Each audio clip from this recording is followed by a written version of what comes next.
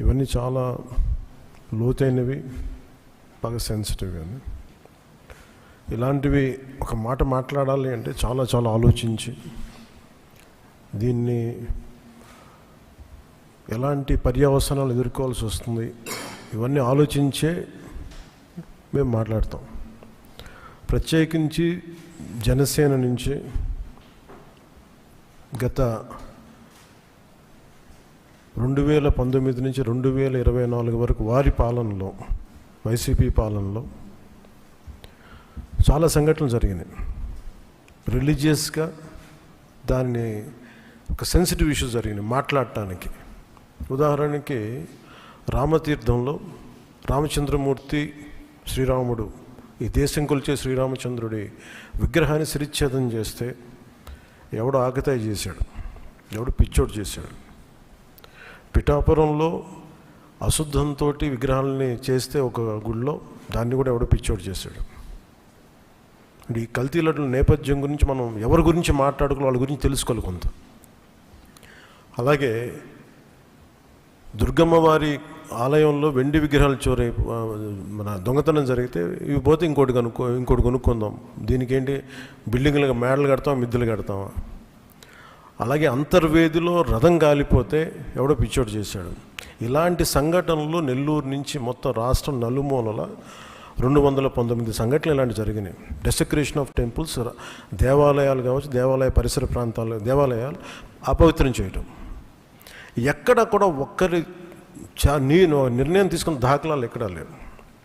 ఇలాంటి నేపథ్యంలో కూడా ప్రత్యేకించి జనసేన నుంచి కానీ మేము ఎక్కడ చాలా దాన్ని పొలిటికల్గా కానీ దానికి ఒక మైలేజ్ వస్తుందేమో, దాని ఒక ఎమోషనల్ ఓట్ బ్యాంక్, అసలు ఆ నిర్ణయం ఎప్పుడు తీసుకోలేం. పదే పదే చెప్పాం, కరెక్షన్ చేశాం తప్ప.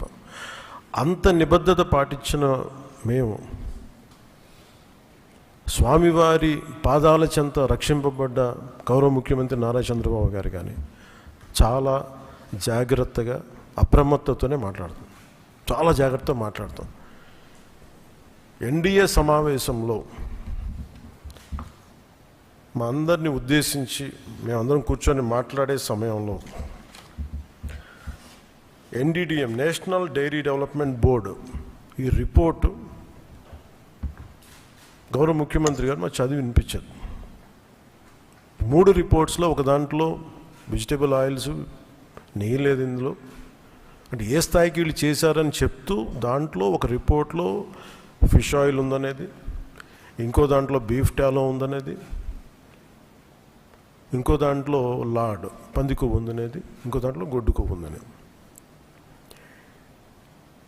ఇది చాలా సెన్సిటివ్ ఇష్యూ. ఇది ఒక రిపోర్ట్, అది సాలిడ్ రిపోర్ట్. అది ఇది మాట్లాడేటప్పుడు మేము ఆలోచించుకొని మాట్లాడి, నేను కూడా దాన్ని ముందుకు తీసుకెళ్ళినప్పుడు పర్యవసానాలన్నీ ఆలోచించి, కానీ నేను కూడా అనుకుని ఇది చెప్పాలా లేదా.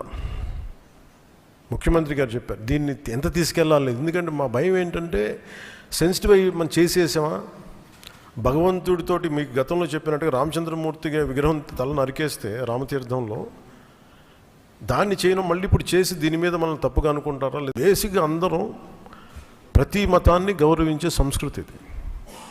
ఈ దేశంలో హైందవ సంస్కృతి లేకపోతే మిగతా సంస్కృతులు లేవు. అలాంటి హైందవ సంస్కృతి మీద ఇంత అపవిత్రం జరిగినప్పుడు వీళ్ళు రిపీటెడ్గా చేస్తున్నప్పుడు ఇది చెప్పాలా లేదా అని కూర్చొని చాలా తర్జనలు పడి నాకు పర్సనల్గా గిల్ట్ ఉండి, అరే మనం ఇంత కళ్ళ ముందు ఇంత రిపోర్ట్ మాట్లాడకపోవటం అని చెప్పి మాట్లాడి చేసిన తర్వాత దాని తద్వారా మీ అంశాలు తెలుసు. అది సుప్రీంకోర్టు దాకా వెళ్ళింది.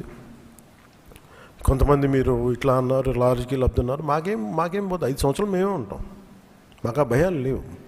కానీ దీన్ని కరెక్ట్ చేయకపోతే ఎందుకు మాకు ఉంది అంటే దీనికి నేపథ్యం అసలు వీళ్ళని మీరు ఎగ్జామిన్ చేయాలి. ఈ సమావేశం ద్వారా ప్రజలందరూ కూడా మేము ఏం ఎగ్జామిన్ చేస్తున్నామంటే వీళ్ళు ఎలాంటి పరంపర నుంచి వచ్చారు, వారసత్వం ఏంటి వీళ్ళకి. వీళ్ళు భగవంతుడి మీద పగబట్టారు. వీళ్ళు ఏడుకొండల స్వామి మీద పగ ఉంది. అది ఈరోజు పగ కాదు, ఏం పగో నాకు అర్థం కాదు. అది 7 కొండలు అంటాం, 7 కొండలు ఎందుకు, నీకు 2 కొండలు చాలని. భగవంతుడి మీద పగ ఏంటి ఎవరికైనా? వ్యక్తిగతంగా వర్గాల మీద పగ ఉండొచ్చు, ప్రత్యర్థి మీద పగ ఉండొచ్చు, కానీ విచిత్రంగా వీళ్ళు భగవంతుడి మీద పగబట్టారు. మేము ఆ కోణం నుంచి నాకు అనిపించింది దీన్ని కరెక్ట్ చేయాలి, ఇది చెప్పాలి. ఇది నేను ఎందుకంటే నేను మాట్లాడేటప్పుడు మేము చాలా ఒళ్ళు దగ్గర పెట్టుకొని మాట్లాడతాం, ఎందుకంటే we will face the consequence మాకు తెలుసు. ఉదాహరణకి అయోధ్య రామ మందిరం నిర్మాణానికి ఈ దేశం ఎంత తల్లడిల్లిపోయింది, ఎంత కదిలింది, ఎన్ని గొడవలు జరిగినాయి, ఇలాంటి దీనికి కూడా వీళ్ళు పంపించిన దాదాపు 1,00,000 లడ్డూలు. ఇవన్నీ కూర్చోబెట్టి ఇన్ఫర్మేషన్ తీసుకుంటామంటే ఒకటి అసలు ఏం జరిగింది అన్నీ మొన్న వీళ్ళు చెప్పిన రిపోర్ట్లోనే దాంట్లో యానిమల్ కొవ్వు లేదంటున్నారు. సరే, ఫర్ ఎగ్జాంపుల్ నేను ఒక ఆర్గ్యుమెంట్ సేక్ అన్ని రిపోర్ట్స్లో కూడా ఎక్కడ కూడా ఈ నెయ్యిలో నెయ్యి లేదు.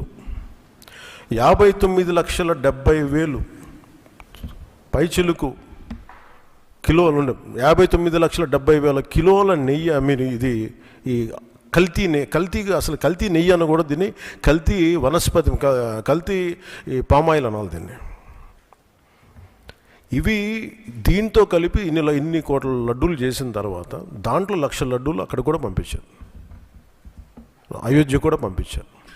వీటి నేపథ్యం మొత్తం రిపోర్ట్స్ అన్నీ వచ్చిన తర్వాత ఈ నెయ్యిలో ఎక్కడా కూడా 59,70,000 ఇక్కడ లడ్లు దీనికి సంబంధించింది వీళ్ళు అనుకున్న సోకాళ్ళు నెయ్యి సప్లై చేసి దాంట్లో ఆన్ రికార్డ్ 58 లక్షల పామ్ ఆయిల్ దానికి సంబంధించిన ప్లాంట్ బేస్డ్ అన్నీ దొరికినాయి. అవి కాకుండా 1,70,000 నుంచి దాదాపు 2 లక్షల వరకు కెమికల్స్ దొరికినాయి.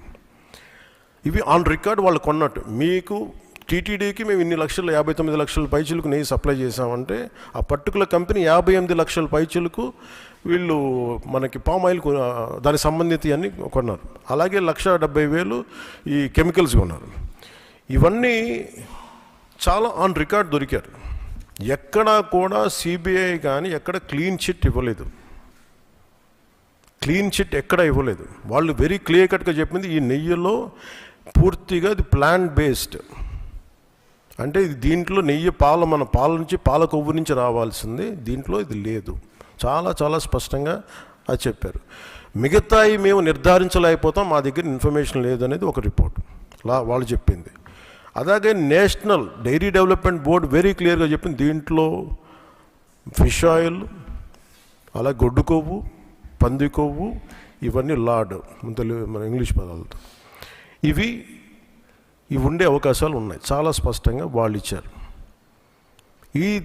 ఈ ప్రాసెస్లో వీళ్ళు దీన్ని కూర్చోబెట్టి అడ్డగోలుగా మాట్లాడితే, ఎందుకంటే వీళ్ళకి ఏ రోజు కూడా ఈ ధర్మం మీద వాళ్ళకి గౌరవం లేదు. పైగా ఈ దొరికిన వాళ్ళ ఛార్జ్ షీట్లు మీకు చూస్తే మనకి